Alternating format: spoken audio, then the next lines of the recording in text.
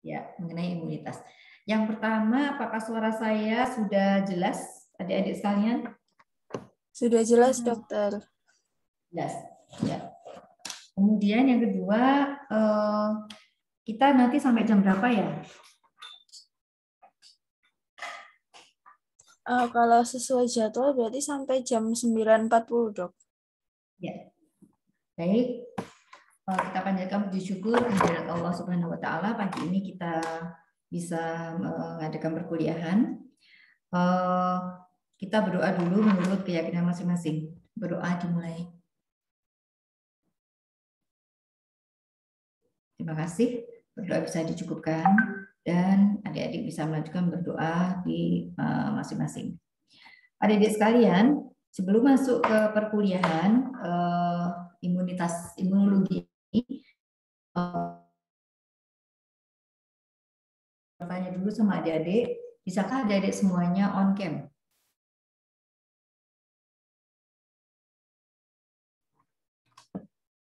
Monggo. Bisakah adik-adik on cam? Adik-adik semuanya ada di tempat? Mbak Syifa, Teresinha, bisakah bilang ada gitu ya? Mas Aji Prasetya, adakah? Ada, Bu. Ya. Bingah, ada?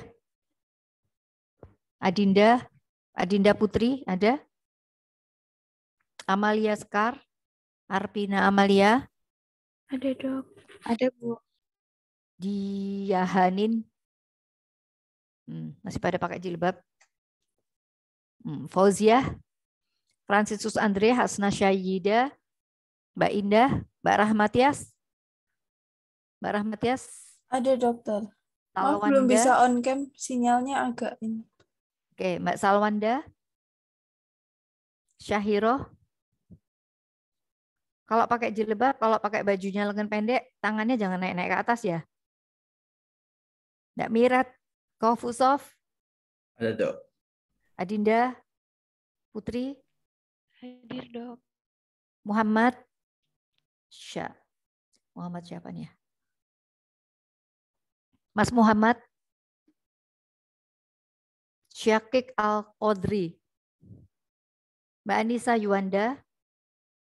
Saya Mas Muhammad. Dari kamar Oke. mandi. Oke, Mbak Anissa. Mbak Anissa. Iya, dok. Sebentar, Baik. lagi pakai jilbab, dok. Kalian kalau kuliah nggak pakai jilbab? Biasanya. Kuliah yang sebelum-sebelumnya. Ya, ini nampaknya nanti di UNS mau di apa namanya? Ada peraturan bahwa untuk agar meningkatkan komunikasi yang baik. Komunikasi yang baik artinya meningkatkan ada chemistry, meskipun itu secara daring, tetapi kita mesti harus membangun chemistry ya, membangun komunikasi supaya perkuliahan ini bisa maksimal ya, karena esensinya perkuliahan itu adalah transfer knowledge. Transfer knowledge itu kita bisa komunikasi dua arah gitu ya. Kalau komunikasi satu arah saja kalian namanya nonton film.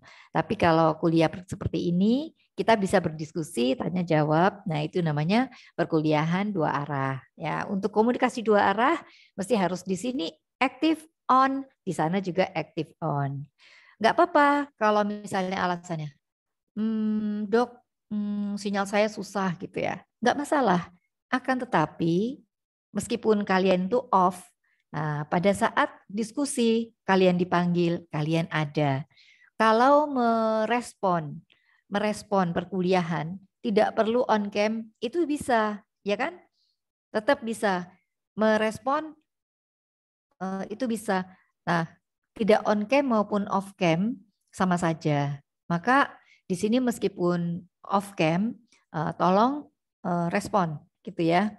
Sekarang tapi ada awal-awal ya. Di awal itu kita sepakat kita on cam semua.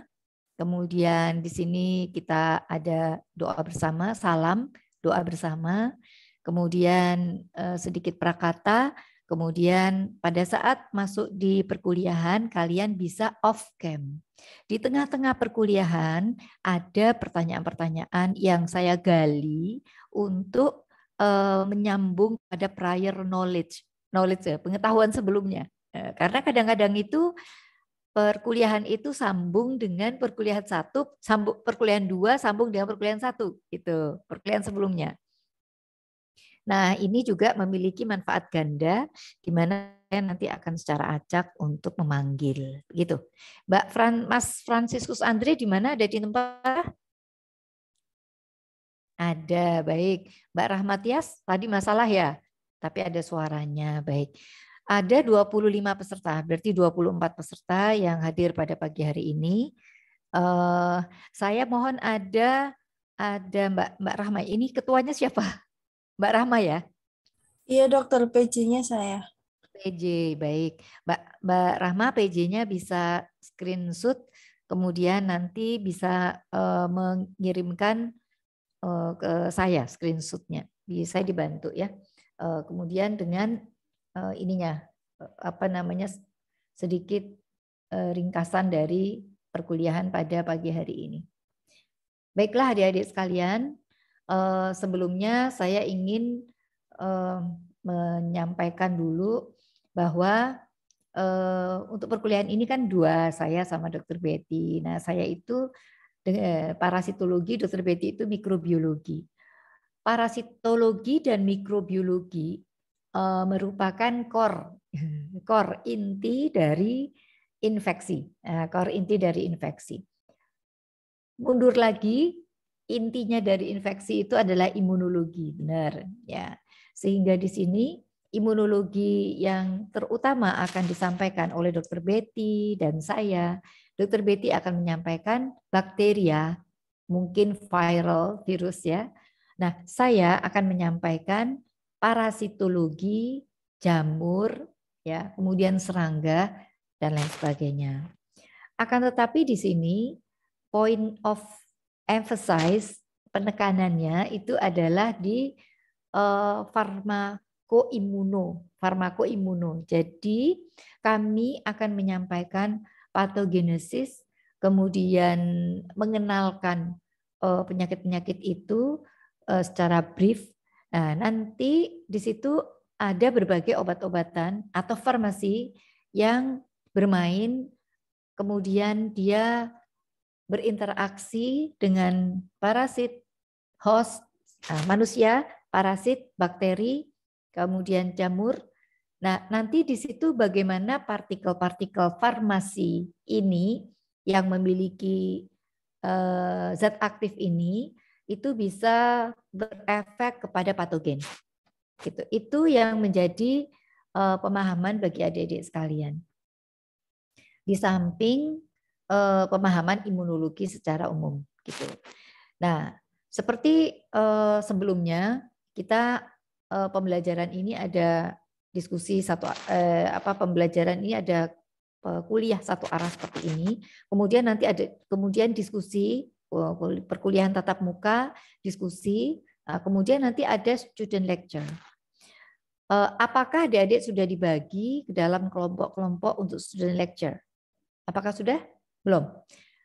Sudah ada sudah menyampaikan belum ya? Sudah. Kelompoknya dibagi menjadi berapa kelompok? 5, Dok. 5, benar. Jadi 5 kelompok ya. Nanti 5 kelompok ini silahkan untuk menyusun ya.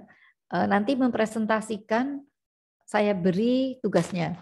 Sehingga kalian punya waktu untuk menyusun tugas-tugas tersebut. Kemudian kalian presentasikan. Saya yakin ya, pada saat kalian nanti presentasi, nah di situ kalian akan lebih paham lagi bagaimana sih cross talk, komunikasi antara obat-obat itu dengan patogen yang nggak kelihatan itu. Patogennya nggak ketok ya, nggak kelihatan. Tapi kemudian hostnya merasakan sehat, gitu ya.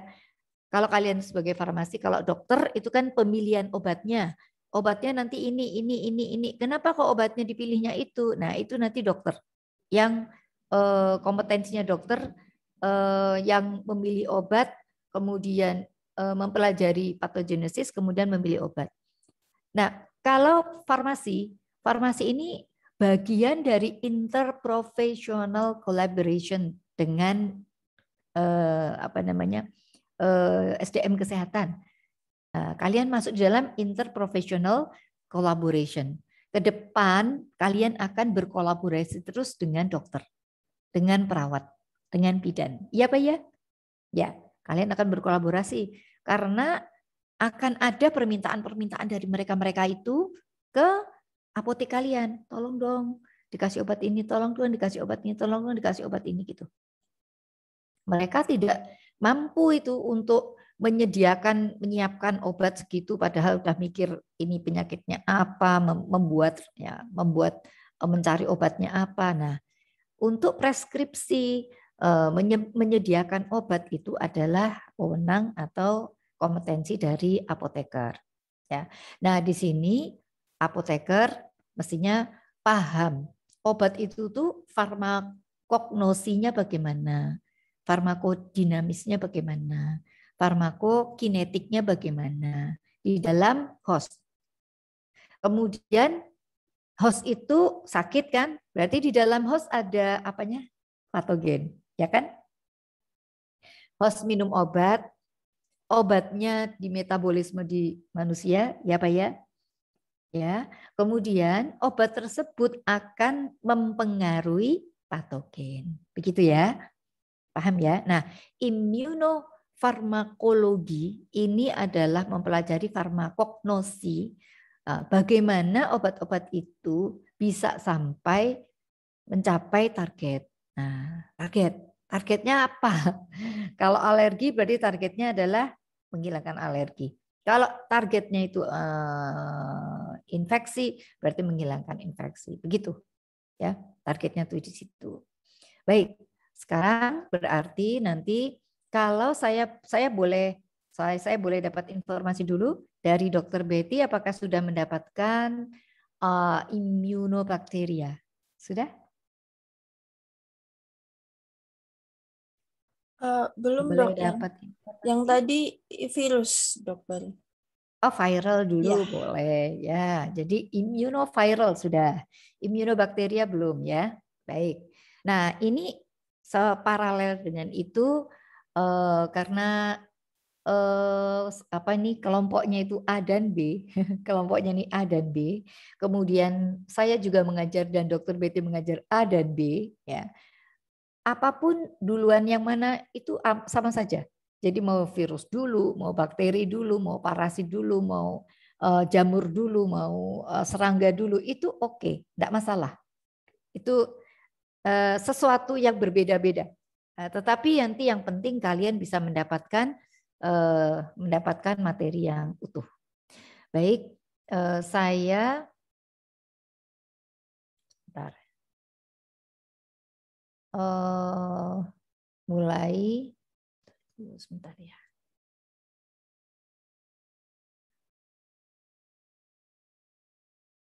Saya boleh dapat informasi dulu sebagai pemahaman awal ya, Mas Andre. Mas Andre, boleh dapat penjelasan ya? Imunitas itu ada berapa macam ya di dalam tubuh manusia? Ya, pengetahuan Mas Andre gimana?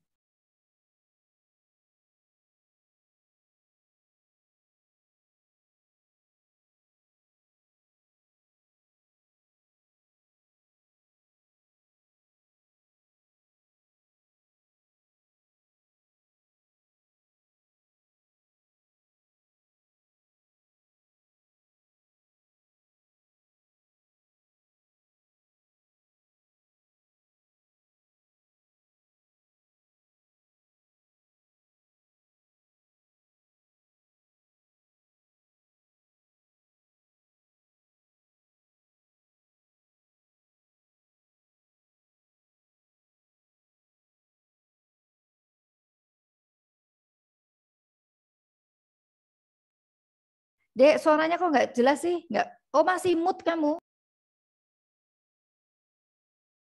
Masih mute, masih mute. Suaranya. Mas Andre, halo? Suaranya masih mute. Tes. Tes dulu.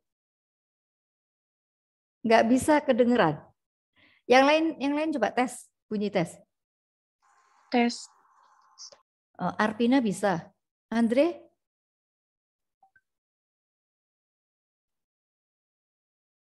Yang lain dengar suaranya Andre nggak? Enggak, Bu. Ya, ya, belum kedengeran.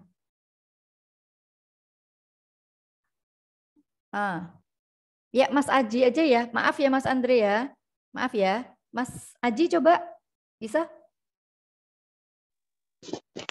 Tes. Ya, tes silakan. Ya. Coba ceritakan imun di dalam tubuh manusia menurut pemahamannya gimana? Ada sistem imun innate dan ada sistem imun adaptif. Yang innate itu bawaan, artinya bukan dari hasil dari adanya mikroba yang sebelumnya patogen yang sebelumnya. Sedangkan yang adaptif itu berasal dari patogen yang sebelumnya terus menghasilkan itu sistem imun adaptif sehingga nanti respon imunnya lebih cepat. Ya, kenapa kok bisa lebih cepat? Karena ada memorinya, Bu.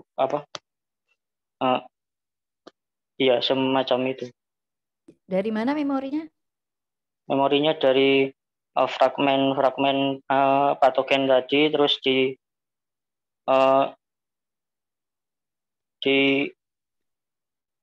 dipresentasikan ke sel memori. Jadi kemudian ya menghasilkan memori tadi. Boleh dilengkapi dengan yang lain, silakan. Yuk. Yang lengkap. Siapa saja yang berperan di dalam adaptive immunity dan innate immunity? Siapa saja yang berperan? Kalau sistem imun innate itu ada barier di permukaan itu kulit. Ya, bagus. Terus. Kemudian makrofag. Oke, terus. Dan apa itu namanya? Humoral seperti itu. Sitokin atau Bebas, dibuka, unmute semuanya, ayo ngomong. Yang lain, ayo. Buka unmute semua, unmute Mbak semua. Ini saya nggak bisa jadi host ya? Bisa Dok, sebentar. Ya, saya jadi host coba. Bisa? Ayo semuanya, Mbak Indah, ayo semua bicara. Dok, saya hendak melengkapi pernyataan Aji. Apakah diperkenankan? Boleh. Untuk innate immunity itu terdiri dari epitel barrier, kemudian ada fagosit, terus ada dendritic cell yang terdiri dari kemarin tuh sitoksin, kemudian ada komplement, terus ada natural killer cell. Kemudian kalau adaptive immunity itu terdiri dari antibodi yang terbentuk dari limfosit sama efektor T cell dari T limfosit. Seperti itu, Dok. Bagus banget itu. Lah terus gimana itu caranya? Mereka gimana? Cara pembentukannya? Cara kerjanya.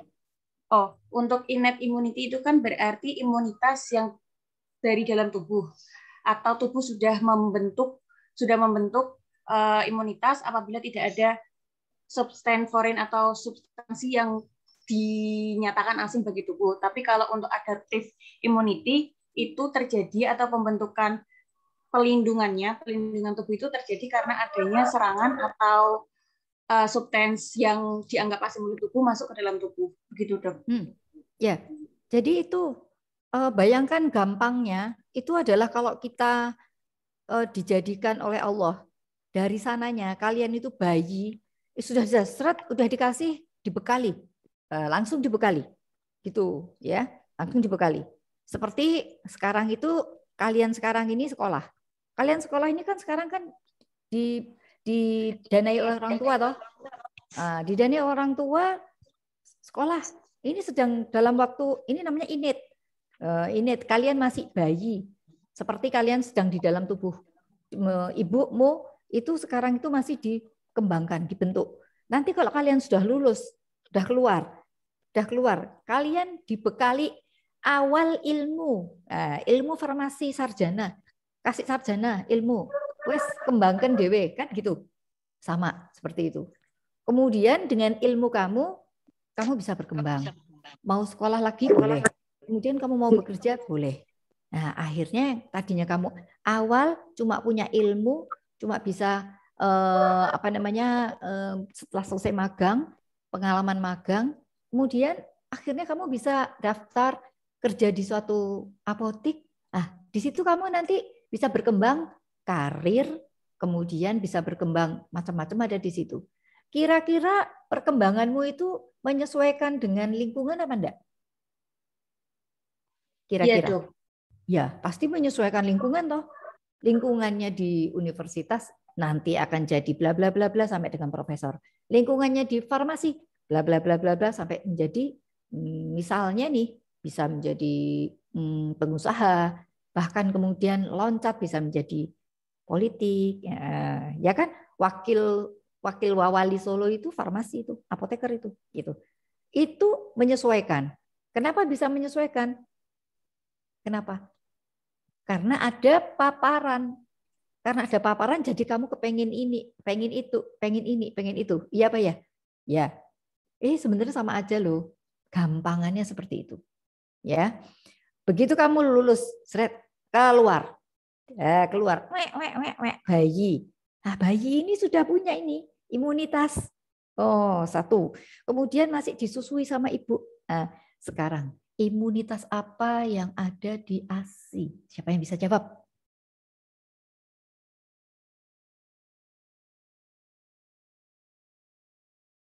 Pernah dengar kolostrum? Pernah dengar kolostrum? Apa itu? Boleh dijawab. Mana nih katanya saya mau dijadiin co-host. Mana? Oh, enggak. Kolostrum apa? Mas Syakik. Nah, yang cowok aja nih, tahu enggak? Mas Syakik. Apa tuh kolostrum? Enggak usah buka Google ya. Ayo Mas.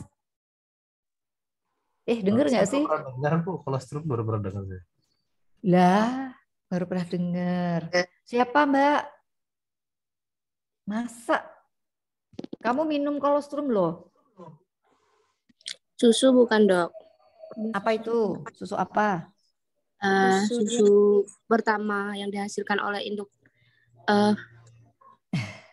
sapi. Gak usah pakai induk, ibumu. Pakai Ibu. induk. Ibu yang kok kayak induk.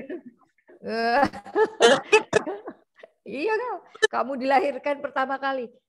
Seorang wanita yang melahirkan pertama kali akan mengeluarkan ASI yang berwarna kental dan kekuningan. Itulah kolostrum.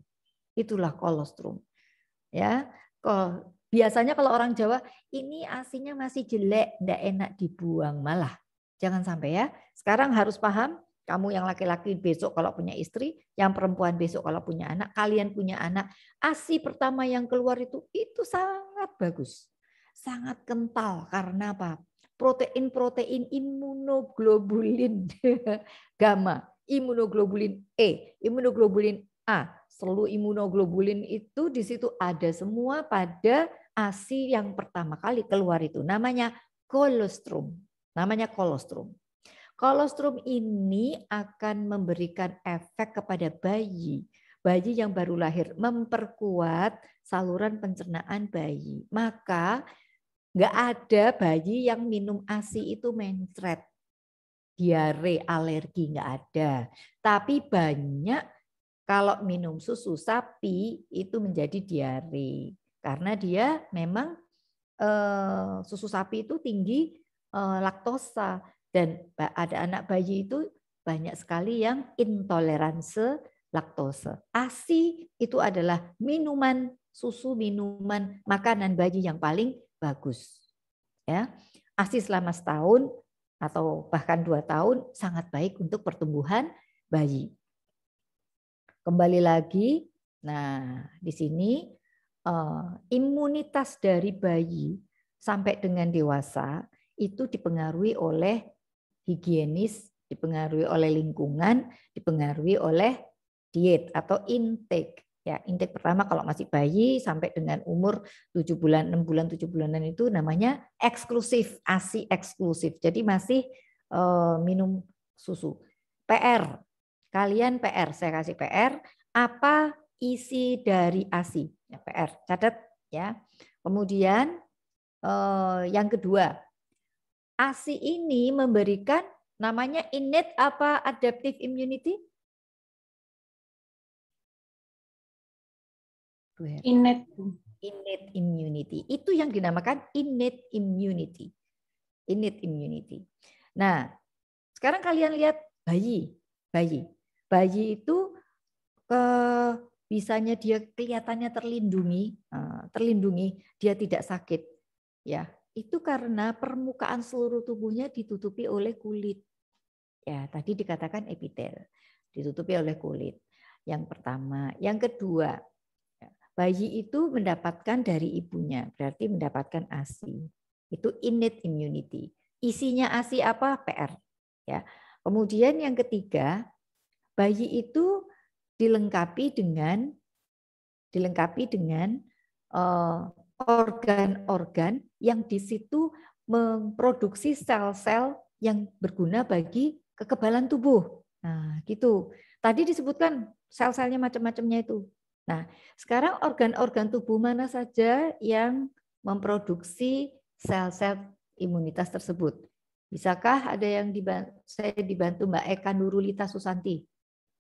Mbak Eka?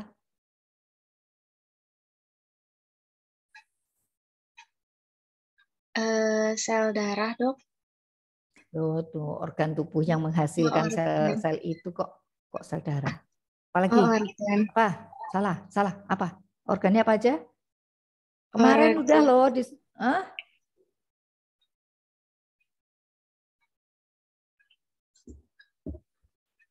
Hasna Syahida. Mbak Hasna. Organ limfoid. Nah, benar. Organ limfoid. Menghasilkan apa? Itu coba-coba apa memang benar paham? Yang kemarin dokter pernah ngomong timus-timus itu. Timus bukan makanan, itu apa? Organ limfoid kan ada timus gitu kan. Nah, fungsinya organ limfoid itu. Kamu lovely deh, gimana? Itu untuk menghasilkan limfosit sel T. Menghasilkan limfosit sel T. Iya bener, udah nggak usah ketawa-ketawa gitu, bener. Serius, gimana? Satu lagi. Selain itu, ya organ limfoid, limfe, terus abis itu apa lagi? Apa? Limpa atau limpa. Ya. Pernah kan makan soto itu ada limpa paru. Nah, ingat harus ini penghasil limfosit gitu ya. Terus apa lagi?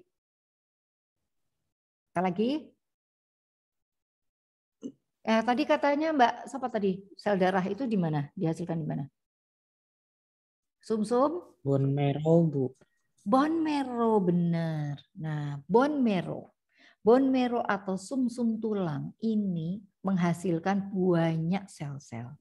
Leukosit, eritrosit, ya, leukosit dan eritrosit sama trombosit.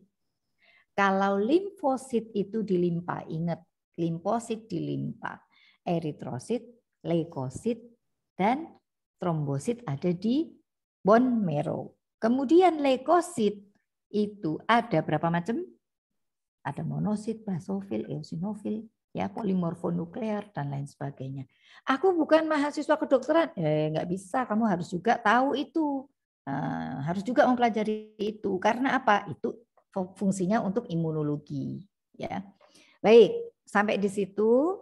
Kemudian sekarang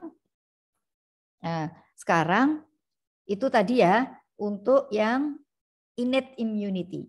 Berarti dia itu kalau innate immunity dia tuh behave-nya sama dengan berbagai patogen. Kalau patogennya A, B, C, D sampai Z, efeknya tuh sama, podo wae gitu. Sama aja, diperlakukan sama. Nah, sekarang kalau yang tidak diperlakukan sama, kok bisa dia tidak diperlakukan sama? Tadi yang adaptif, tolong dibantu Mbak Konita. Adaptif itu gimana? Mbak Konita. Konita. Adaptif itu yang karena paparan itu kan, Dok? Ya, dijelasin dong. Gimana? Jelasin sama temennya. Malah takon. Ayo. Sekarang tolong dong Mbak Konita menjelaskan, temennya menanyakan. Kalau belum jelas. Yuk, seperti focus group discussion. Ayo. Ini harus jelas dulu sebelum masuk ke parasit. Kamu imunologinya aja nggak jelas, aku mumet. Yuk. Mbak Konita, yo. Adaptive immunity itu spesifik terhadap bakteri atau virus atau patogen tertentu. Terus merupakan dapatan, jadi karena adanya paparan dari patogen-patogen tersebut nanti bisa mendapat sel-sel yang nanti itu sifatnya spesifik terhadap bakteri atau virus tertentu. Kemudian ada juga kalau adaptif itu kan ada sel B dan sel T. Sel B ini nanti fungsinya itu untuk menghasilkan antibodi dan juga sebagai memori sel gitu. Ayo tanya dong Mbak Bingah. Mbak Bingah. Ini seneng ini. Mbak Bingah namanya, seneng. Derek Bingah. Ayo, Mbak, tanya tadi apa yang dijelaskan sama Konita tadi sudah jelas apa belum? Sudah cukup jelas, Ibu. Oke, diulangi. Jadi adaptive immunity itu imunitas yang terbentuk dari dari dapatan. Jadi kalau seumpama sama pertumbuhan atau perkembangan itu kita terpapar virus, terpapar zat asing seperti itu, maka akan tubuh itu membentuk sistem adaptive immunity. Kemudian tersusunnya itu dari sel B sama sel T, di mana sel B itu fungsinya untuk membentuk antibodi seperti itu, Bu. Sepaham saya dari yang penjelasan Konita tadi. Nah, kok bisa ya dia adaptasi? Kok bisa kenal, gimana caranya? Karena kan saat terpapar virus itu nanti tubuh itu jadi kayak punya mekanisme memori gitu, Bu. Jadi siapa yang berperan di mekanisme memori itu?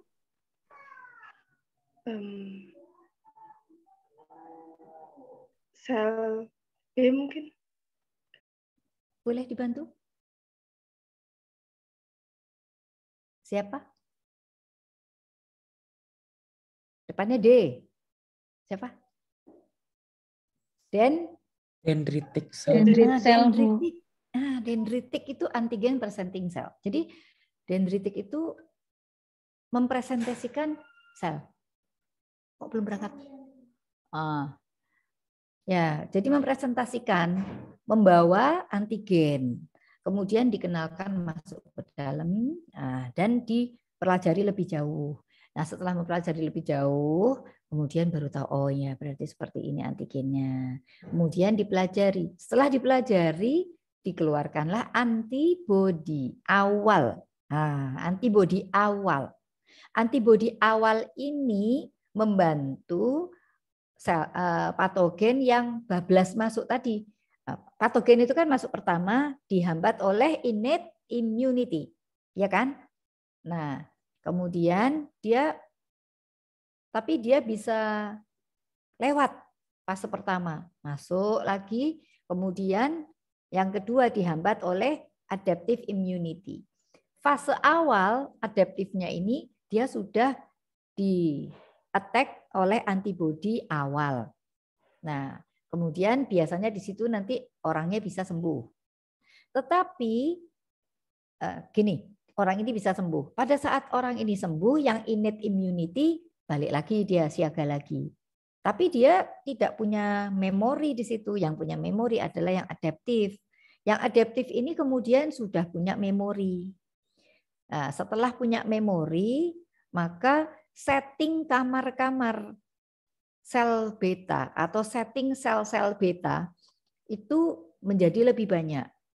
Artinya yang misalnya 10.000 sel beta yang kemarin itu mengeluarkan antibodi, dan antibodinya ini untuk mengeliminasi patogen, dia mememorize kepada 100.000 sel beta yang lainnya. Paham ya? Jadi dari 10.000 dia mememorize kepada 100.000 sel beta lainnya. Nah, hal ini kemudian tersimpan dan akan berekspresi atau akan bereaksi pada saat seseorang itu terinfeksi yang sama. Terinfeksi lagi yang sama. Nah, pada saat terinfeksi lagi yang sama, maka dikeluarkanlah antibodi dalam jumlah sedikit apa banyak jadinya? Banyak, Dok. Banyak, jadinya banyak. Dibanding antibodi yang dikeluarkan pada saat pertama. Yang pertama antibodi itu direspon oleh 10.000 beta sel. Yang kedua patogen itu direspon oleh 100.000 sel beta. Otomatis antibodinya akan lebih banyak. Nah, antibodi ini akan langsung attack secara cepat waktunya dibanding sama saat yang pertama. Sehingga kadang-kadang seseorang ini kemasukan antigen terinfeksi patogen, misalnya virus MAM atau virus gondongan, masuk kita terinfeksi virus gondongan. Tapi virus gondongan ini belum mampu untuk membuat orang sakit, sudah di-attack oleh antibodi yang dikeluarkan secara banyak ini. Karena seseorang itu dulu pernah gondongan, tahu nggak gondongan? Gondongan ini bahasa Jawa, tapi bahasa ininya mams. Pernah yang di sininya sakit banget loh. Siapa yang pernah sakit itu? Pernah, Bu. Saya pernah, Bu.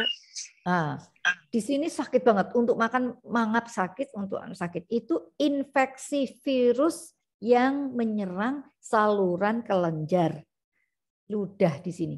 Saluran kelenjar ludah kita yang diinfeksi di sini. Ya. Nah, itu kalau sudah pernah sekali seumur hidup. Kamu besok Andre misalnya, lihat ada orang gondongan, kamu santai aja. Itu sangat sekali menular sekali. Jadi kamu ketemu santai aja, karena kamu udah pernah. Tapi hati-hati yang belum pernah kena, itu cepat sekali menular. Apalagi kalau gantian sendoknya ganti genten, udah itu sih menular. Ya. Nah, ini adalah dasar dari sistem imunitas, adaptive immunity dan innate immunity. Ya, baik. Sekarang saya mau masuk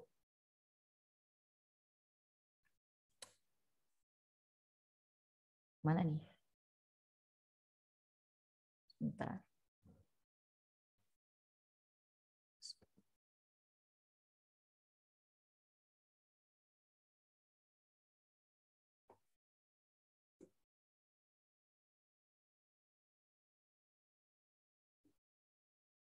Ini harus dibuka dulu ternyata.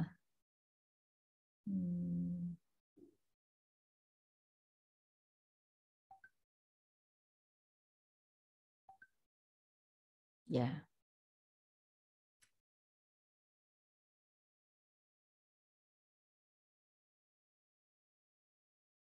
Kelihatankah? Nah, kelihatankah? Masih hitam, Dok. Hah? Masih loading, Dok. Hitam. Masih loading, Dok. Saya kasih tahu ya kalau sudah.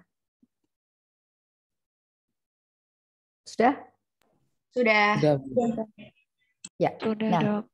ya ini yang tadi dan ini yang kemarin. Nah, saya sudah jelaskan yang kemarin. Ini sudah jelaskan yang kemarin ya. Saya tidak akan ini lagi. Kemudian ini adalah sistem imun yang kemarin ya.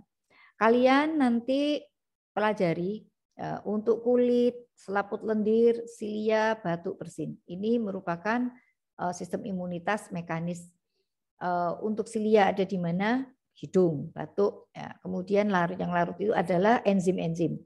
Enzim-enzim kita sangat banyak, ya, asam lambung, lisosim, laktoferin, asam neuromid dan lain-lain. Kemudian ini yang secara humoral dan secara seluler. Nah, seluler. Nah, seluler ini mononuklear, monosit, makrofag, neutrofil, eosinofil, basofil, trombosit itu ada di bone marrow, dikeluarkan oleh bone marrow macrophage.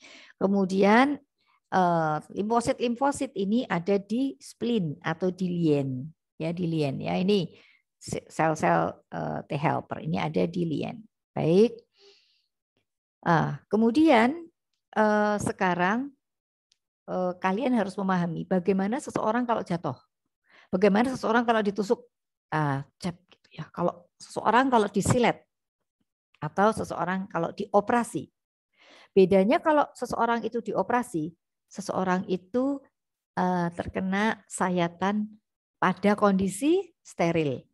Pada kondisi itu tidak diperlukan antibiotik.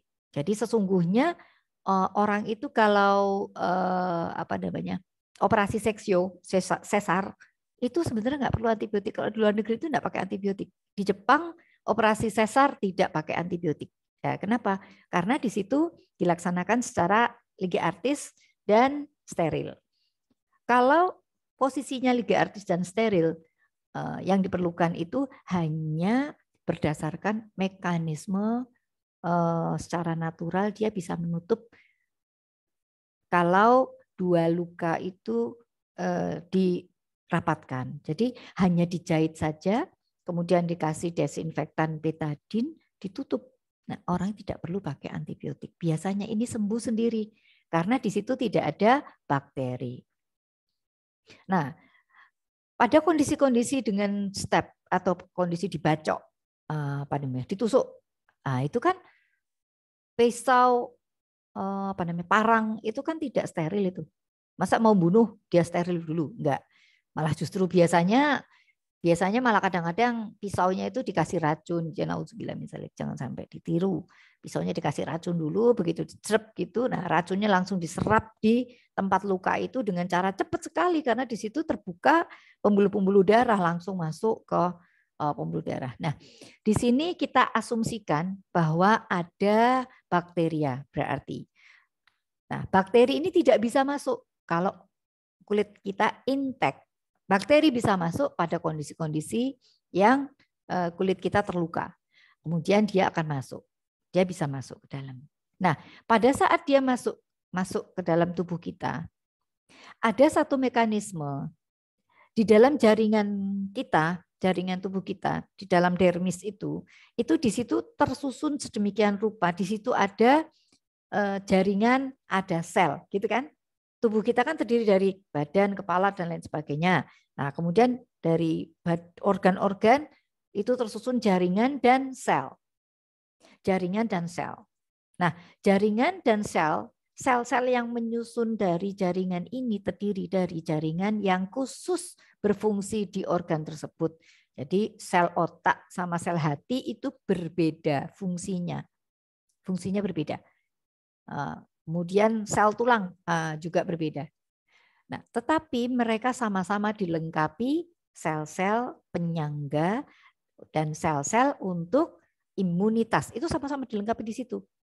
Artinya sel jaringan yang bentuknya adalah makrofag yang non aktif itu ada di sel. Paham ya? Jadi di sini dermis ini nanti di sini itu bawahnya itu ada makrofagnya. Ada leukositnya gitu. Nah, pada kondisi-kondisi normal dia stable, is okay, menjadi monosit. Nah, itu nanti kalau di peredaran darah namanya monosit. Kalau dia di dalam darah kemasukan patogen, monosit berubah menjadi makrofag. Berubah menjadi makrofag. Ya. Nah, oke. Nah, di sini kemudian dia nanti akan mengeluarkan alarm. Alarm cereng cereng cereng cereng. Aku di sini aku luka. Kemudian ada kemasukan bakteri. Nah, gitu. Itu yang ada di kulit itu kayak gitu. Kemudian nanti akan mengeluarkan sinyal ke seluruh tubuh kita dan mengakibatkan monosit yang di peredaran darah itu akan keluar menuju ke tempat site of wound, ke tempat luka. Dia akan keluar ke situ tempat luka. Jalan ke situ tempat luka, kemudian di situ dia memfagosit patogen yang ada di situ. Tadi kan dikatakan innate immunity fagositosit oleh makrofag. Ya, kayak gitu benar. Itu ya. Jadi di sini killing macrophage infected cell intraepithelial lymphocyte. Nah, limfosit ini dari darah masuk sini dari makrofag. Gitu. Bentar. Nah, ini seperti ini ya. Ini dari kulit, innate immunity, kemudian difagosit. Nah, difagosit dendritik ini juga memfagosit. Setelah dendritik, kalau ini dimusnahkan di sini. Jadi di dalam makrofag atau di dalam polimorfonuklear itu ada namanya enzim lisosom di situ ya, bentuknya seperti vesikel di sini. Begitu ada bakteri difagosit masuk ke dalam tubuhnya, kemudian lisosom ini dia akan menyelimuti bakteri, kemudian akan dimusnahkan. Nih bentuknya seperti ini. Nah, seperti ini ya. Ini misalnya nih, ini adalah makrofag ya. Nah, kemudian di bagian aktin, aktomiosin, cytoskeleton dari sel makrofag itu, dia akan melingkupi begini. Jadi kayak memeluk gitu ya. Kalau kalian ketemu siapa gitu dipeluk gitu, terus kemudian dimasukkan ke dalam badannya gitu. Nah, ini masuk memeluk ini, kemudian ini jadi satu nutup lagi, terbentuklah vesikel. Nah, vesikel sini namanya fagosom. Vesikel yang terbentuk pada saat makrofag itu right away, pada saat makrofag itu memakan patogen dinamakan fagosom. Kemudian fagosom ini akan didekati oleh lisosom. Nah, lisosom ini adalah satu vesikel di dalam makrofag yang berisi enzim lisosim. Ini enzim lisosim. Enzim lisosim ini enzim perusak bakteri atau perusak patogen. Nah, lisosom akan bertemu dengan fagosom. Kemudian di situ terjadilah persatuan. Masih ingat kalau kamu masih kecil dulu main gelembung sabun, masih ingat nggak? Ya, itu gelembung sabun satu, gelembung sabun yang kedua kecil-kecil lah, dadek ke siji, tep. Itu kan kadang menjadi gelembung yang gede, bisa itu jadi satu. Ya, nah ini kemudian menjadi satu disebut fagolaisosom. Ya, ini fagosom, laisosom menjadi fagolaisosom. Fagolaisosom ini kemudian akan mengunyah-ngunyah bakteri. Ya, jadi kalau bakteri masuk sini, nah, kemudian dia menjadi hancur bakterinya. Nah, di sini nanti kemudian akan dibawa, kemudian ada yang kemudian dihancurkan benar-benar hancur sehingga terjadi lisosom baru.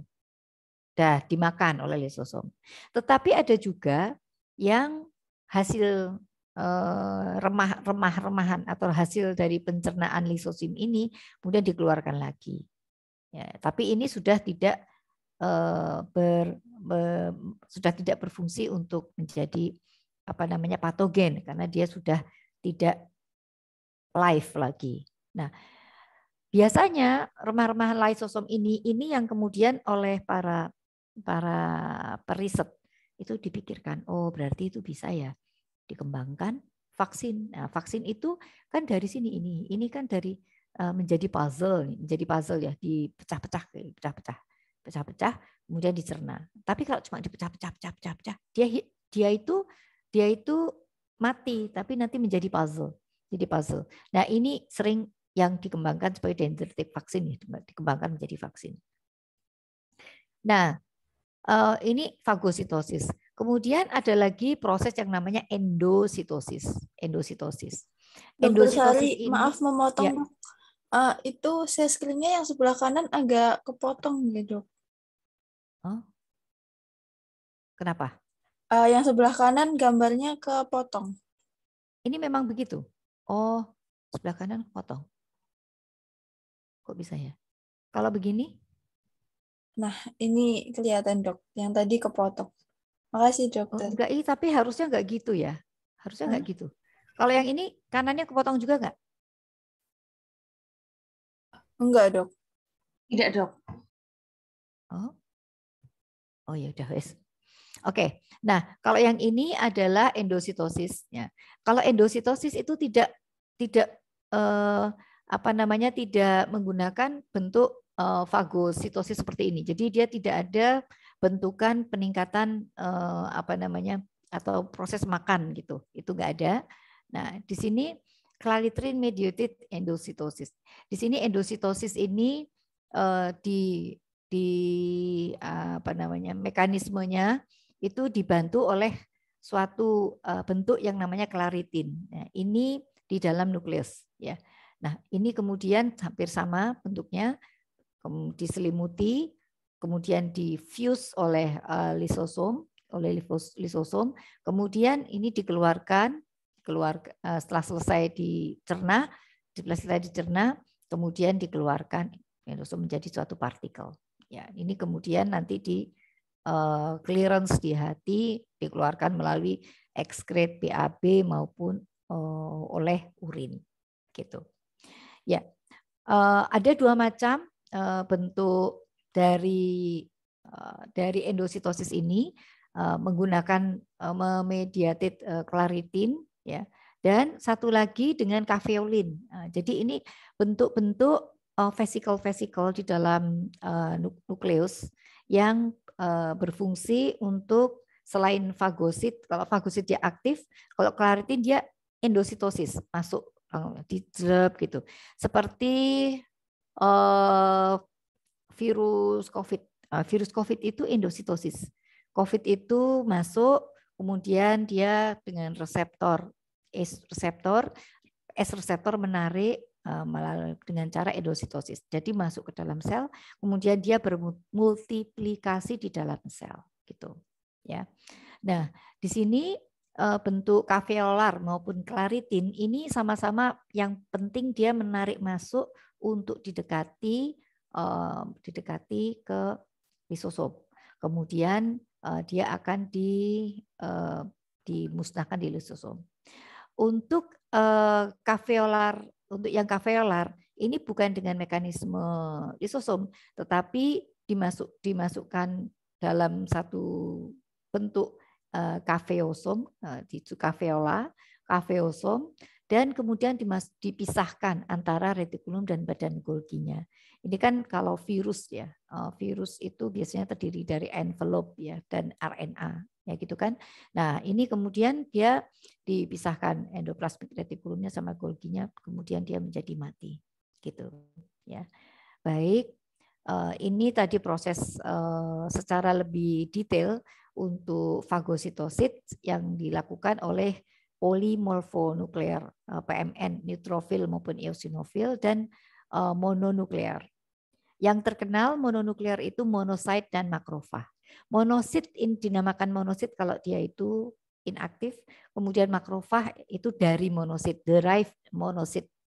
Biasanya kalau di dalam bahasa Inggris macrophage derived monosit itu adalah monosit yang tersensitisasi oleh suatu toksin sehingga dia kemudian berubah besar menjadi makrofag dan dia kemudian memfagosit. Nah, di sini ini sama yang tadi ya. Nah, kemudian yang kedua, nah nanti kita lihat ini kan, ya ini tadi monosit, fagosit, ini monosit fagosit, kemudian tadi polimorfonuklear, kemudian yang kedua ini adalah NK cell, natural killer cell. Natural killer cell ini sifatnya di awal di innate immunity itu dia mengeluarkan toksin, ya. Dia mengeluarkan toksin dan juga fungsinya dia mengeliminasi bakteri maupun virus yang masuk sejak awal. Pada kondisi-kondisi yang tidak aktif, di situ ada molekul yang namanya MHC1. MHC kelas 1 ini menahan atau dia ada di suatu sel natural killer di satu sel yang dia sebagai reseptor untuk NK sel pada saat terjadi invasi dari patogen. Nah, NK sel ini dia memiliki dua reseptor, yaitu killer activating receptor dan killer inhibitory receptor. Ini killer inhibitory receptor. Nah, kalau pas dia beraksi, nah ini kan kondisi yang dalam kondisi yang normal. Pada kondisi lag atau attack ya, maka MHC ini dia akan dia akan terlepas. MHC kelas 2 ini akan terlepas, akan terfosforilasi, kemudian ditfosforilasi, kemudian natural killer cell ini menjadi mengeluarkan zat yang namanya porfirin. Di sini isinya ini adalah porfirin. Kemudian dia menembakkan porfirin. Porfirin ini akan killing bakteri yang menginfeksi sel ini. Ini normal sel. Kalau dia terinfeksi bakteri, maka NK sel ini akan membunuh dengan cara mengeluarkan perforin dan granzyme. Jadi cara-cara sebenarnya gini, seperti kita itu kan punya armada untuk bela tanah air itu kan ada angkatan laut, angkatan darat, angkatan udara, Polri. Sebenarnya mereka tuh sama, mereka tuh mempertahankan tanah air Indonesia. Tapi cara-caranya itu kan berbeda. Ya, satunya di darat, satunya di laut dengan menggunakan airplane, satunya dengan menggunakan meriam, dengan menggunakan granat, menggunakan kuda, cavalry gitu ya. Sama seperti itu. Nah, kita itu berupaya untuk memahami sistem imunitas ini, bagaimana cara kerjanya dari masing-masing sel itu. Bagaimana struktur dari imunologi, oh ternyata terdapat 1, 2, 3, 4, 5. Kemudian masing-masing itu janjane gaweane apa to gitu.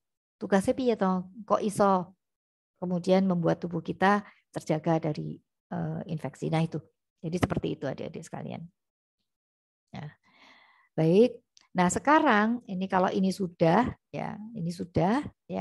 Nah, ada yang namanya ini dendritic cell. Nah, dendritic cell ini kan dia juga fagosit. Ya enggak? Nah, tetapi dia tidak ngunyah-ngunyah. Fagosit dibawalah nah, dikenalkan kepada sel limfosit.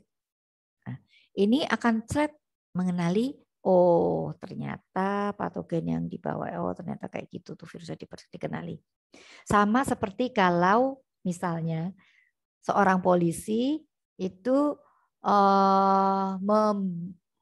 istilahnya mau mengklarifikasi suatu gembong narkoba misalnya. Itu kan dibombardir, ada tembak-menembak di situ. Tapi polisi itu juga ada dia intelnya. Dia menculik salah satu narkoba, salah satu anggota geng itu diculik, kemudian dibawa ke kantor polisi untuk diinterogasi. Ya podo wae, sama. Ini juga nih. Ini tuh diinterogasi di situ. Oh ini caranya, oh begitu dipelajari. Nah sehingga beta sel limfosit ini bisa mememorize. Oh, patogen itu bentuknya kayak gini gitu ya. Nah, polisi kan juga begitu, di memori. Nah, nanti suatu saat terjadi lagi serangan, oleh gembong yang itu yang sama, kita sudah punya, polisi itu sudah punya cara, karena di sini sudah terbangun strategi, yaitu sudah dibentuk antibodinya yang sesuai, dibentuk antibodi, senapannya itu sudah sesuai, antibodinya sudah sesuai, ya. Baik, nah kemudian inilah yang di sini masuk ke dalam adaptive immunity, yang terdiri dari T lymphocyte dan B lymphocyte. T lymphocyte itu resid atau ada, ya, terutama di kelenjar-kelenjar limfo. Ya, kemudian ada di limpa. Kelenjar limfo sama limpa beda. Kelenjar limfo itu ada limfonodi yang ada di ketiak, ada di limpatan-limpatan ya biasanya ya, leher, thymus tadi ada yang bilang thymus ya. Kemudian ada di lipatan paha. Kalau sakit di gigi, oh bengkak tuh di lehernya sebelah kanan, bengkak. Aku loro untu. Bengkak apa enggak? Pipinya bengkak, ya kan? Sakit di dada. Nah, yang bengkak adalah kelenjar di kelek, di aksila. Kemudian sakit di bawah.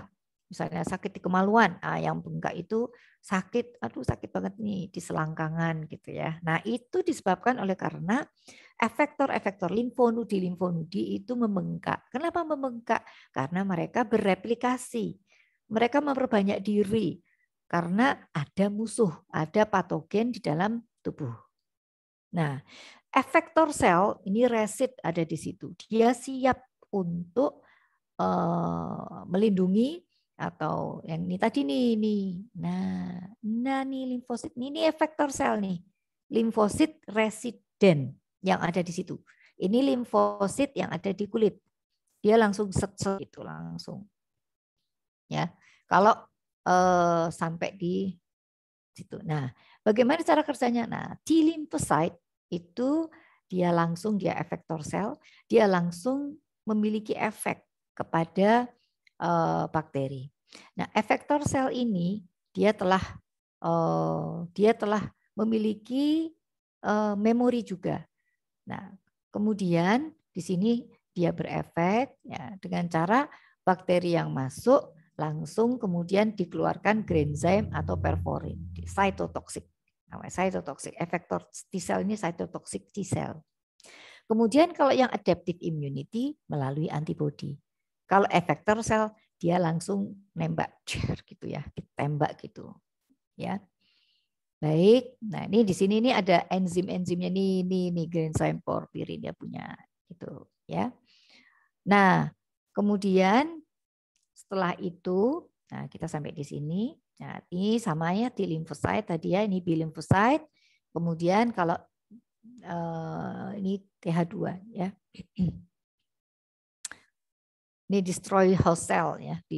Otomatis begini adik-adik, kalau patogen itu intrasel, itu otomatis ya selnya juga di destroy gitu. Jadi dia tidak bisa masuk kemudian hanya membunuh bakterinya saja, tapi selnya masih hidup itu ternyata tidak bisa. Jadi tetap sel-sel kita itu nanti banyak yang rusak. Ya, jadi kalau ada pertumpahan darah antara sel-sel limfosit, B-sel dalam tubuh kita sedang sakit, itu pasti di dalam tubuh kita banyak sel-sel kita yang rusak. Maka kita harus banyak istirahat. Untuk memberikan kesempatan kepada tubuh kita mengganti sel-sel yang rusak. Selain itu badan kita juga terasa lemah, ya. Sel-sel banyak yang rusak itu badan kita rasanya lemah, rasanya pengen tidur. Nah, nanti kalau kita sudah bisa amunisi kita sudah diisi, bone marrow macrophage itu sudah mengganti semua sel-sel tubuh kita, eritrosit, limfosit, leukosit, semuanya sudah diganti dengan yang baru, kita akan merasa segar kembali. Jadi sudah sembuh, gitu. Ya, ini. Nah, di dalam bekerjanya B lymphocyte itu membangun antibodi. Itu antibodi ini tuh antibodi itu bentuknya adalah imunoglobulin, nah, gitu ya. Imunoglobulin. Ternyata imunoglobulin itu kalau mau dipelajari lagi lebih dalam, itu ada berbagai macam imunoglobulin yang untuk di saluran pencernaan, itu biasanya imunoglobulin A, Imunoglobulin yang biasa untuk menangkal alergi IgE, imunoglobulin E, ya kan? Imunoglobulin yang biasanya ada di mukosa-mukosa itu imunoglobulin A, ini fungsinya untuk pencernaan, jadi ada di mulut, kemudian lidah, gini ya, kemudian ada di saluran-saluran pencernaan. Terutama saluran pencernaan bayi itu banyak imunoglobulin E. Kemudian imunoglobulin ada yang IgG, ada yang IgM, ya. Imunoglobulin G itu imunoglobulin yang dengan protein yang besar, itu biasanya dia secara random dia berupaya untuk meng-attack patogen-patogen yang masuk, patogen yang besar. Jadi patogen misalnya cacing apa gitu, itu imunoglobulin G itu, ya. Kemudian imunoglobulin M, ini imunoglobulin yang kecil-kecil, ini juga protein IgM. Ini berfungsi untuk sangat bagus ini ya. IgM ini, IgM, IgG ini banyak di kolostrum. Tadi saya bilang di IC itu banyak. Ya. Oke, nah di sini imunoglobulin ini nanti setelah dia dibentuk, nanti dia akan melingkupi patogen. Patogen yang terikat, terlingkupi oleh imunoglobulin ini, oleh antibodi ini, imunoglobulin ini, dia akan dikenali, mudah sekali dikenali oleh tentara yang lain, mudah dikenali oleh makrofag, mudah dikenali oleh T-cell, ya mudah dikenali. Nah, kalau sudah mudah dikenali begini, nanti langsung bisa dimakan, langsung bisa dimusnahkan. Jadi itu cara kerjanya kita. Nah, sekarang itu bisa menggambarkan bahwa keberadaan imunoglobulin, keberadaan antibodi-antibodi yang disiapkan oleh limfosit B yang sudah termemorize, itu membuat pattern di dalam kekebalan tubuh kita itu bentuknya menjadi seperti ini, ya. Jadi ini misalnya type 1, ini awal, ya, awalnya seperti ini. Naik, kita terinfeksi kemudian nanti ini dia akan hilang karena di sini akan diselesaikan oleh innate immunity. Di sini akan diselesaikan oleh innate immunity, oleh dendritic cell, oleh NK cell, oleh makrofag, ya, mungkin bersin, silia dan lain-lain. Oke, alhamdulillah kita kemudian menjadi turun, menjadi kita sudah tidak sakit lagi. Akan tetapi dengan berjalannya hal ini, dendritic cell ini akan mengalami memori, akan membuat suatu memori, yaitu ke limfosit B. Nah, di sini akan terjadi memori ini. Nah, di sini akan terjadi memori. Nah, memori ini nanti akan membuat pada suatu saat terinfeksi kembali, ini tidak perlu waktu, tidak perlu istilahnya lagi di awal, ya, tapi ini langsung dia bisa naik, kemudian dia dalam waktu yang lama di sini dia bisa memberikan perlindungan ke dalam tubuh kita, gitu. Nah, sekarang bagaimana dengan COVID? COVID itu ternyata sifatnya itu mirip dengan influenza, sama dengan influenza. COVID itu tidak bisa dimemori. Ternyata begitu. Tidak bisa dimemori secara lama. Jadi memorize COVID ini bentuknya hanya sekejap saja.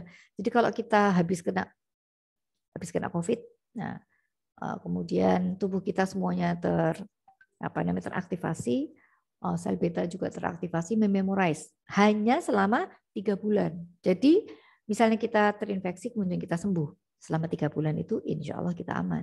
Tetapi setelah itu kita bisa lagi terinfeksi oleh COVID. Itu sama dengan pilek. Kalau kalian flu, hacin, temannya terinfeksi. Kemudian temannya sembuh. Ya kan? Kalian sembuh misalnya. Bisa nggak kalian kemudian selama hidup tidak terinfeksi pilek lagi? Nggak bisa. Hanya pada saat itu saja. Setelah selesai sembuh, di fase masa sekitar sebulan, 2 bulan, nah itu tuh udah nggak akan terinfeksi lagi.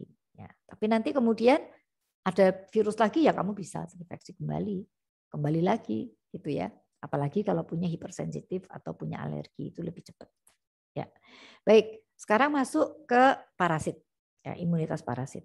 Parasit itu apa toh? Parasit itu adalah salah satu dari mikroorganisme di dunia ini. Disebut parasit beda dengan bakteri, beda dengan jamur gitu ya. Karena parasit ini sifatnya adalah tergantung, ya, parasit itu tergantung ya. Parasit itu suatu makhluk hidup yang tergantung pada host. Jadi dia harus di dalam host dan dia hidup menumpang di host tersebut, untuk dia bisa hidup. Artinya kalau hostnya mati, parasitnya mati apa hidup? Mati. Ya, parasitnya mati. Tapi beda sama jamur, beda sama bakteri, ya. Jamur itu bisa hidup pada host yang mati. Bakteri juga bisa hidup pada host yang mati. Bahkan ada bakteri yang hidup pada jasad. Dia memakan jasad itu ada. Tapi kalau parasit tidak ada. Kalau orangnya mati, parasitnya juga akan mati. Nah, gitu ya. Nah, parasit ini sifat yang unik tersebut mengakibatkan parasit ini harus ngawet apa ya? Harus ngewet-wet host. Karena dia kan tergantung sama host. Piye carane supaya hostnya tidak cepat mati, supaya aku bisa tetap hidup lama. Hidupnya dia tuh tergantung pada host. Gitu. Nah, itu parasit. Sehingga sedemikian rupa, parasit ini makan atau mengambil makanan dari host. Tetapi dia juga memelihara host. Aneh ya, tapi nyata. Gitu. Nah, parasit ini membuat sebentar. Nanti kalau waktunya udah hampir 10 menit lagi. Ya. Ini waktunya udah habis ya?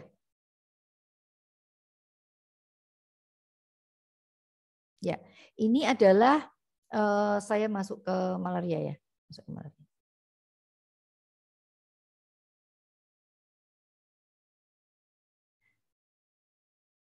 Ya, ini contohnya parasit itu contohnya salah satunya malaria. Saya mau menyampaikan yang banyak di Indonesia sebagai contoh ya. Ini parasit malaria. Parasit malaria ini banyak di Indonesia dan dia disebabkan oleh karena Plasmodium malaria. Plasmodium itu ada 3 atau 4 macam, Plasmodium falciparum, vivax, Plasmodium malariae, Plasmodium ovale itu yang ada di Indonesia. Nah, parasit ini di dalam tubuh manusia itu karena manusia ini secara aksidental, secara tidak sengaja tergigit oleh nyamuk Anopheles betina. Kamu nggak akan mungkin kan sengaja, aku mau sengaja digigit kan nggak mungkin, pasti tidak sengaja dan mesti anyel. Kemudian parasit itu nyamuknya itu akan diceplok mati. Nah, nyamuk Anopheles betina ini pada waktu dia menggigit itu dia sendiri itu sebenarnya sudah membawa Plasmodium itu. Nah, gitu ya. Nanti kita bicara lagi kenapa dia bisa membawa. Nah, dia sudah membawa Plasmodium. Ditaruhlah di kelenjar liurnya. Pada saat dia menggigit, dia menghirup. Sambil menghirup, dia tuh meludah. Menghirup. Dia menggigit seret, berarti membuat luka. Ingat ya, membuat luka di kulit. Nah, luka di kulit ini menjadi tempat masuknya liur. Kemudian, jadi masuknya liur. Dia masuk sini, dia menggigit, kemudian dia meludah, liurnya masuk ke dalam tubuh kita dan mengeluarkan namanya sporozoid. Nah, sporozoid di liur itu dia bisa masuk ke pembuluh darah karena mosquito ini bisa masuk dan mencari pembuluh darah. Kalau dia tidak bisa mencari pembuluh darah, dia tidak akan bisa minum darah kita karena dia ini monster kecil. Nah, dia mengisi badannya ya ini nanti gede seperti ini gendut ya. Jadi gendut itu berisi darah. Selesai kemudian dia meludah, keluarlah sporozoid. Sporozoid masuk di pembuluh darah, kemudian dia sampai dengan di vena porta hati. Sampai di vena porta hati di sini dia berkembang menjadi skison. di hepatosit. Sit itu sel, skison. Setelah dia membesar, skison ini kemudian pecah. Keluarlah merozoid. Merozoid ini juga akan masuk di pembuluh darah. Vena porta hepatica. Masuk di pembuluh darah, kemudian dia bertemu sama eritrosit. Nah, bertemu sama eritrosit di sini, kemudian membesarlah, ada siklus di situ di dalam eritrosit, siklus ya, dari siklus tropozoid ya, eritrosit ya, menjadi ini ada sporozoid muda ya, masuk sporozoid ya, kemudian di situ dia membesar lagi, lama-lama sama seperti di hepatosit dia menjadi sison. Nah, sison yang tua dia akan pecah. Tapi beberapa sison dia akan pecah. Nah, sison yang pecah ini dia akan balik lagi menginfeksi eritrosit baru. Tapi beberapa sison kemudian berubah menjadi gametosit. Gametosit jantan, gametosit betina. Nah, gametosit jantan dan betina inilah yang memungkinkan pada saat dihisap ini, pada saat dihisap oleh nyamuk, ya nyamuk itu menghisap. Nah, dia itu menghisap di situ orangnya ini sakit misalnya. Ini nanti dia menghisap sini, masuk di dalam tubuh nyamuk, terjadi lagi pembelahan atau siklus seksual. Terjadilah sporozoid di dalam kelenjar ludahnya, dia menghirup, dia menggigit manusia, mengeluarkan ludahnya lagi. Seperti itu. Jadi misalnya nih ya, ini kita tutupi, yang ini kita tutupi, yang ini moskito, yang ini kita tutupi.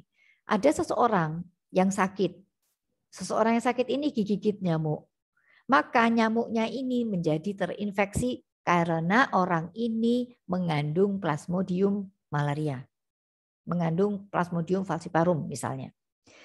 Nah, orang sakit malaria falciparum ini digigit nyamuk, nyamuknya yang tadinya itu sehat, nyamuknya ini menghirup darah, dalam darahnya ada gametosit jantan dan betina. Paham ya? Nah, setelah itu nyamuknya ini menjadi mengandung gametosit jantan dan betina. Di dalam tubuh nyamuk, gametosit jantan dan betina ini kemudian dia kopulasi. Jadi sigot. Jadi sporozoid. Nah, nyamuknya nggak sakit. Ini memang nyamuk itu tidak sakit, tidak menjadi mati. Tapi nyamuk ini menjadi vektor. Pada saat nyamuk ini menggigit lagi orang yang sehat, nah gitu ya, menggigit orang yang sehat, saat dia meludah, ludahnya mengandung sporozoid. Orang ini menjadi sakit. Paham ya? Jadi dari orang yang sakit, di sini orang yang sakit, digigit nyamuk yang sehat, nyamuknya menjadi vektor atau pembawa, karena di sini terjadi siklusnya Plasmodium. Nyamuk ini menggigit orang yang sehat itu menjadi ikut sakit, tertular Plasmodium falciparum melalui gigitan nyamuk Anopheles betina. Paham nggih? Adik-adik paham? Paham. Paham? Alhamdulillah. Ya. Baik. Nah, sekarang pada proses ini, proses the view of pathogen. The view of pathogen. Ini view-nya patogen. Sekarang view-nya dari manusia ini bagaimana? Nah, dari manusia, host ini kan punya protective immunity tadi. Ini juga sama. Jadi di awal itu akan terjadi innate immunity. Innate immunity, kemudian terjadilah adaptive immunity. Nah, tetapi kondisinya adalah sebagian besar manusia itu yang hidup di endemis, itu hidupnya di endemis malaria seperti kita. Orang Papua, maaf. Yang dari mungkin ada di Irian. Itu kan memang endemis, daerahnya endemis. Karena endemis di situ terjadi repeatedly. Jadi repeat, digigit gitu ya. Jadi bolak-balik. Nah, imunitasnya itu menjadi adaptif. Menjadi terbangunlah adaptive immunity. Malaria ini sangat pintar. Untuk innate immunity tidak kebal. Jadi awal penyakit malaria orang itu pasti demam. Langsung demam. Nah, kemudian kasih obat, sembuh. Nah, kemudian badan kita sudah punya memori. Pada saat masuk lagi infeksi malaria yang kedua, maka tubuh kita sudah memiliki antibodi, tubuh kita akan attack. Teorinya seperti itu.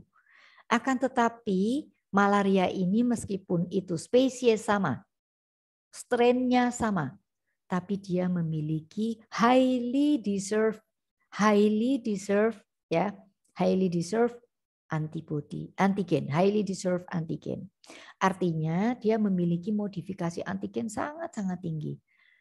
Right away, segera setelah dia melihat ada antibody yang mau attack ke dia, bentuk antibodi seperti itu, saat itu juga dia merubah antibodinya. Sehingga antigen itu tidak bisa mengenali lagi. Seperti itu adik-adik. Sangat tinggi modifikasi antigen di malaria. That's why sampai dengan sekarang belum ada vaksin malaria. Tidak ada vaksin malaria yang bisa menghambat malaria ini. Belum ada sampai dengan sekarang. Yang ada cuma bikin kelambu, jangan sampai digigit, semprot, fogging, ya cuma kita gitu aja. Ini disebabkan oleh karena itu. Plasmodiumnya itu dia tinggi sekali memodifikasi. Ya, oke. Nah, sekarang ada lagi yang namanya premunisi, adik-adik. Premunisi itu adalah suatu kekebalan tubuh yang didapatkan oleh seseorang di daerah endemis oleh karena secara berkali-kali digigit dalam jumlah yang tinggi. Sehingga salah sekali gigitan bentuk antibodi terbentuk. Gigitan yang kedua, antibodi juga belajar loh. Kok berubah antigennya? Oke, di memori lagi. Dibikin antibodi tipe 2. Pada saat infeksi lagi, loh berubah lagi. Oke, dibikin lagi. Berarti tipe-tipe antibodinya ada banyak pada orang-orang di daerah endemis yang digigit berulang kali itu. Akibatnya apa? Seakan-akan tanda petik orang yang ada di endemis itu menjadi resisten. Artinya dia itu dalam tubuhnya dia terinfeksi malaria. Dalam tubuhnya ada malarianya, tapi dia tidak sakit. OTG malaria. Kalau COVID, OTG COVID. Ya enggak? OTG COVID itu adalah seseorang yang di dalamnya terkonfirmasi positif COVID, tapi tanpa gejala. Lah iki premunisi ini OTG malaria. OTG malaria. Malaria OTG. Karena ada proses-proses premunisi itu tadi. Baik. Nah, antibody directed against the sexual stage of plasmodia may also reduce malaria transmission. Ini yang ada di nyamuk. Yang ada di nyamuk. Nyamuknya itu juga mengeluarkan antibody. Tetapi dia tetap tidak bisa. Nyamuk itu sampai dengan sekarang tetap menjadi tempat untuk transmisi malaria. Sian ya. Nah, kemudian bagaimana dengan bentuk-bentuk antibodi, bentuk-bentuk kekebalan tubuh kita kalau kita sakit malaria apa nggak bisa sembuh? Bisa sembuh. Malaria itu di daerah endemis dia bisa sembuh sendiri. Bisa sembuh sendiri dalam artian karena peningkatan atau di-attack oleh antibodi sendiri. Akan tetapi pada seseorang yang baru masuk lingkungan endemis malaria, kemudian langsung digigit banyak, biasanya mati. Biasanya belum sempat mengembangkan kekebalan tubuh, dia sudah mati.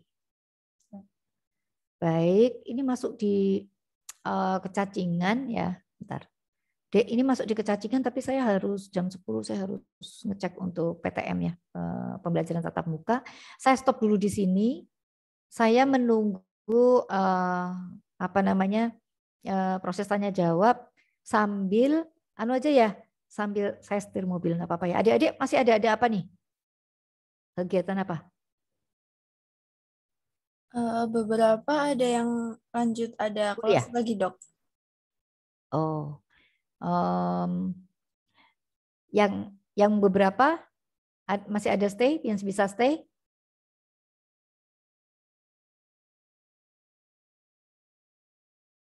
Enggak, Ada gini, yang bisa stay. saya cuma mau menawarkan, setelah ini kan saya naik mobil nih, saya bisa sambil di perjalanan, saya melayani untuk pertanyaan-pertanyaan, gitu maksud saya. Monggo, tidak ditutup dulu, ya. Ini saya pindah ke mana ini adik-adik linknya.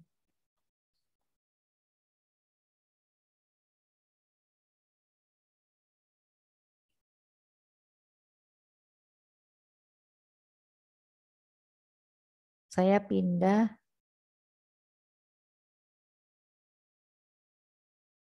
mana ya? Adik-adik itu mana?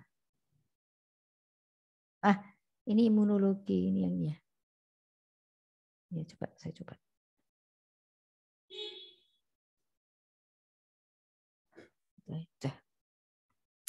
Ya, saya sudah harus berangkat. Bentar. Ya, sudah.